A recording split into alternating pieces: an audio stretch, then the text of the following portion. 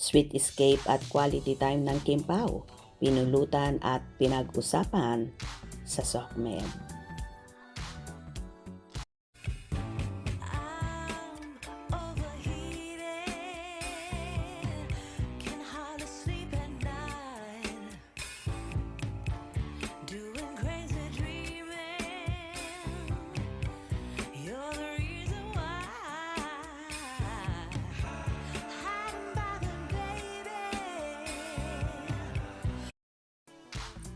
Walang humpay ang ingay sa social media sa mga hula ng Kim Pao Solid kung saan nga ba nagdiwang ng Kapaskuhan at Bagong Taon ang magsing-irog na sina Kim Chiu at Paolo Avellino. Araw-araw nga ay may panibagong updates ang kanilang fanay. Hindi pa nga kasi naglalapag ng ayuda ang Kim Pao lovers kaya naman isa't isa ay may kuda or haka-haka.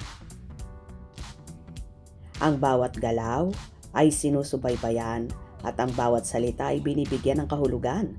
Bihirang makahanap ng tunay na katahimikan, ngunit para sa dalawa sa pinakamalaking bituin sa Pilipinas ngayon, sina Kim Chiu at Paolo Avellino, or mas kilala bilang Kim Pao, tila nahanap na nila ang kanilang sariling paraiso. Malayo sa mapanghusgang mata ng publiko at ingay ng Maynila, ang balitang gumimbal at nagpakilig sa buong bansa ay ang usap-usapan na ang dalawa ay kasalukuyang nag-enjoy sa isang pribadong bakasyon sa napakalamig ngunit napakagandang bansa ng Norway. Nitong mga nakarang araw napansin ng masugid na mga tagahanga na tila naging tahimik ang social media accounts ng dalawa. Para kay Kim Chiu na kilalang bilang Chinita Princess at palaging aktibo sa pagbabahagi ng kanyang buhay sa kanyang mga followers. Ang biglang pananahimik ay nakakapagtaka ngunit nagbibigay din ng pag-asa sa mga fans na sa halip na mag-alaala ang Kim Pao Nation ay nagdiwang. Bakit? Dahil sa kanilang bokabularyo ang pananahimik ay nangangahulugan ng quality time at hindi sila nagkamali. Ayon sa mga ulat at sa mga impormasyong kumakalat sa social media platform na X, dating Twitter, isang netizens ang nagkumpirma na namatan ng dalawa sa Tromsø, Norway. Ang Tromsø ay kilala bilang isa sa mga pinakamagandang lugar sa mundo upang masilayan ang Aurora Borealis o ang Northern Lights. Isipin nyo na lamang na ang eksena ang magandang kalangitan na may sumasayaw na mga ilaw, ang malamig na simoy ng hangin at ang dalawang taong nagmamahalan na magkasama sa gitna ng snow. Ito ay tila isang eksena mula sa isang pelikula ngunit sa pagkakataong ito ay ang kanilang realidad. Ayon sa kwento ng source, ang kanyang kaibigan na nasa Norway mismo ang nakakita kay Kim Chiu.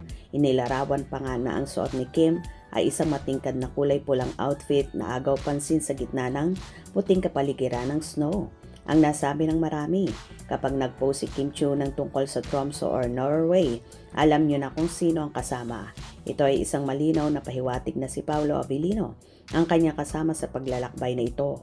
Ang ganito mga detalye bagamat maliliit ay sapat na upang pagningasin ang imahinasyon at kiligin ang mga tagahanga. Ang terminong lumagay sa tahimik ay madalas gamitin sa Pilipinas para sa mga taong nag-asawa na o pinipili ang payapang buhay. Bagamat hindi pa naman sila kasal, ang desisyon ni Kim at Paolo na magbakasyon ng walang masyadong ingay at walang live updates ay nagpapakita ng isang antas ng maturity at seryosong commitment sa isa't isa.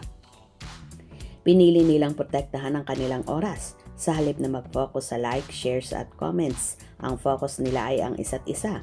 Ito ay isang bagay na deserve nila. Ayon sa kanilang mga fans, matapos ang sunod-sunod na trabaho, teleserye at pelikula nung nakaraang taon, ang pahinga ay hindi lamang luho, kundi isang pangangailangan. Sinasabing, ang pre-recorded na episode ng It's Showtime noong unang araw ng taon ang nagbigay daan upang makalis ang actress, habang ang ibang mga host ay nagpapahinga sa kanilang mga destinasyon. Si Kim ay lumipad patungo sa malayong Europe. Ang Norway ay hindi basta-basta destinasyon. Ito ay lugar para sa mga taong naghahanap ng kapayapaan, ng adventure at ng romantikong kapaligiran. Malayo ito sa mga paparazzi, malayo sa mga intriga at malayo sa mga bashers. Dito maaari silang maging normal na tao. Maaari silang maglakad sa kalye ng hindi dinudumog. kumain sa restaurant ng payapa, at mag-usap ng walang nakikinig. Ngunit hindi mawawala ang mga bashers at mga negatibong komento. May mga nagsasabing promo lang ang lahat o kaya naman ay hindi totoo ang kanilang relasyon. Subalit para sa mga totoong nagmamahal sa Kim Pao, ang mga ebidensya ay sapat na. Bakit nga naman sasama si Kim sa isang napakalayong lugar kasama ang isang lalaki kung wala silang espesyal na ugnayan? Ang mga kilos at galaw nila, kahit hindi ipinagsisigawan sa social media, ay nagsusumigaw ng katotohanan. Sabi nga ng isang fan, saan tayo maniniwala? Sa mga bashers na walang alam o sa mga kilos na nakikita natin mismo kay Kim at Paolo? Ang sagot ay malinaw. Ang suporta ng Kim Pao Nation ay hindi matatawaran. Sa comment section ng mga balita tungkol sa kanila, makikita na nag-uumapaw ang pagmamahal. May mga nagsasabing sila na ang Mr. and Mrs. Abilino sa kanilang mga puso. Ang hiling ng marami ay sana sila na ang magkatuluyan hanggang sa huli. Ayaw na ng mga fans na ma-partner sila sa iba. Para sa kanila, ang chemistry ni Kim at Paolo ay hindi mapapantayan ng sino mang ibang love team. Ang tawag dito ay endgame. Ang ganitong klase ng loyalty mula sa fans ay nagpapatunay na ang Kim Pao ay hindi lamang isang face kundi isang phenomenon. Nakakatuwang isipin na habang tayo ay abala sa ating mga gawain dito sa Pilipinas, sina Kim at Paolo ay posibleng humihigop ng mainit na kape habang pinagmamasdan ang snow sa Norway.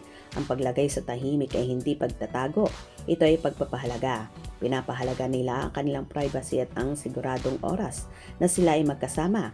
Sa mundo ng showbiz kung saan lahat ay content, ang pagpili na huwag gawing content ang kanilang bakasyon ay isang malaking statement. Ibig sabihin nito, ang relasyon nila ay para sa kanila, hindi para sa publiko. Sa huli, ang tanging magagawa natin bilang mga tagahanga ay maghintay.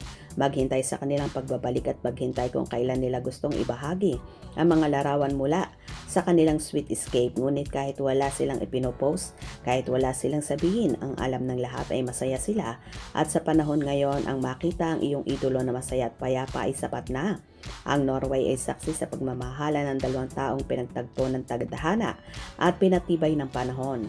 Kaya para kay Kim at Paolo, enjoy lang kayo. Diyan sulitin ang bawat sandali. Ang Pilipinas at ang inyong mga fans ay nandito lang, nag-aabang, sumusuporta at higit sa lahat nagdarasal para sa inyong walang hanggang kaligayahan. Kayo ang patunay na sa kabila ng ingay ng mundo, may puwang pa rin para sa tahimik at wagas na pag-ibig. Mabuhay ang Kim Pao. O diba? Talaga namang sinusulit ni Kim at Paolo ang kanilang bakasyon galore sa Norway na kahit wala pang mga resibong lumalabas. So happy ang kanilang fanay dahil alam nilang so happy rin ang magsing-irog. Abang-abang tayo sa mga updates. Hope you enjoyed. Please subscribe for more info.